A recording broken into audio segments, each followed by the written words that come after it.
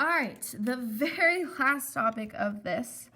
Okay, I debated back and forth whether I should create a video or not, so I'm going to just try to create an under 5-minute one on this. I'm not going to go through it completely. Okay, what it is you're going to classify the conic section and give its center / vertex. Okay, so we have already done everything. There's a video for all of this, okay, and all of our other ones, but at this point we're putting everything we learned together. So I kind of want to go through ways to differentiate between our conic sections. So I'm going to give us 4 equations here, and we're going to just look at it and be able to tell which shape it is. So I have 4x squared plus 9y squared plus 8x minus 18y minus 23 equals 0. I have a 2x squared plus a 2y squared minus an 8x minus a 4y minus an 8 equals 0. I have 9x squared minus a y squared plus a 54x plus a 4y plus 68 equals 0. And x squared minus 6x minus y plus 7 equals 0. All right, and so our 4 conic sections that we have, the first one we learned about was a circle, and then we learned about a parabola, and we learned about ellipse, and this time we learned about hyperbola.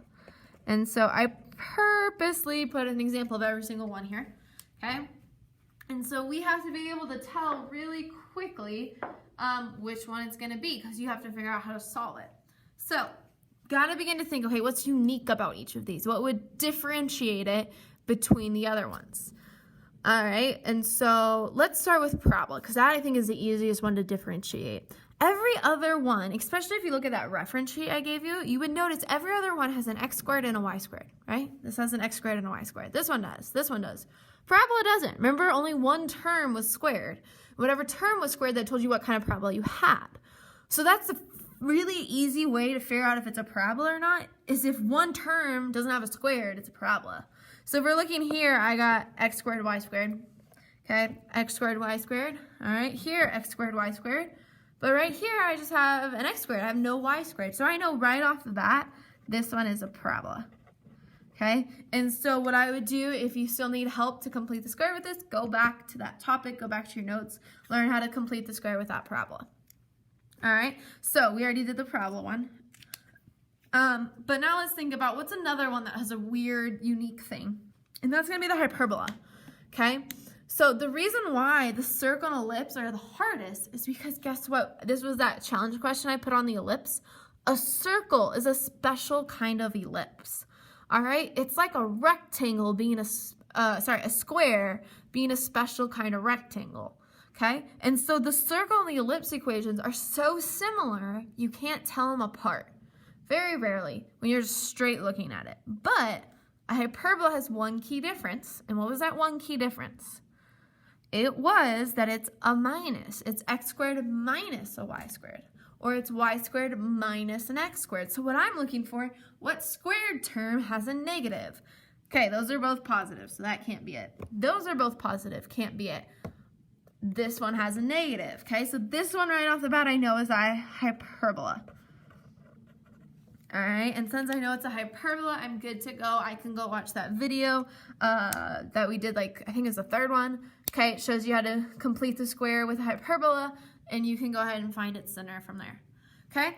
And so these last 2 are the hardest because they both have x squared and y squared. They both have positives. And so to tell the difference between a circle and ellipse is you're gonna actually have to solve for it. Okay, so I'm gonna just quickly do this underneath it here. So I'm gonna pull out a 4 and I have x squared plus 2x, and so I'm just doing this part right here. Okay, and so divided by 2, so that's gonna be a 1. So I'm gonna add a 4 over here because 4 times that. All right, and then I'll go ahead and do my y. So I'll pull out a 9. I'm left with y squared minus 2y, and so I go ahead and I have to add a 1 again, but this time I add a 9, okay, and it equals, and you should have added that 23 over.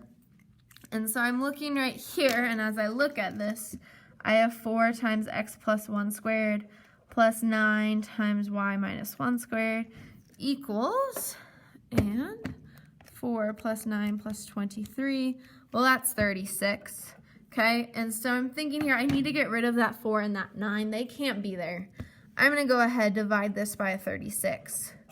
Okay, that would become a 1. Those guys are going to reduce, but they're not going to reduce to the same thing. Okay, and so remember, a circle is where the a and the b value are the same, but 4 over 36 is different than 9 over 36. So this guy right here is the ellipse. All right. So then over here, I'm going to tell you right now because I made sure there's one of each kind. Well, let's see if I did the notes right. We're going to go ahead and see.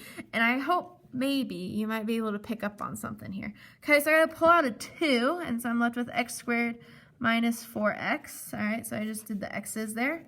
Okay, and we need to add a 4, so that means I'm going to add an 8 over here.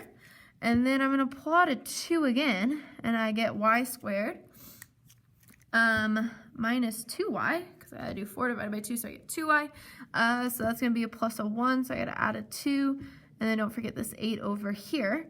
And so now we're at 2 times x minus 2 squared plus 2 times y minus 1 squared. And over here we get 8 plus 2 plus 8, which is 18. And I'm thinking, all right, well, I'm looking at this. Remember, this was 4 and 9, okay? So those aren't the same, but this is 2 and 2. Those are the same, right? It's 2 and 2. So I could just go ahead and divide everything by 2 and get x minus 2 squared plus y minus 1 squared equals 9. And so that's a circle.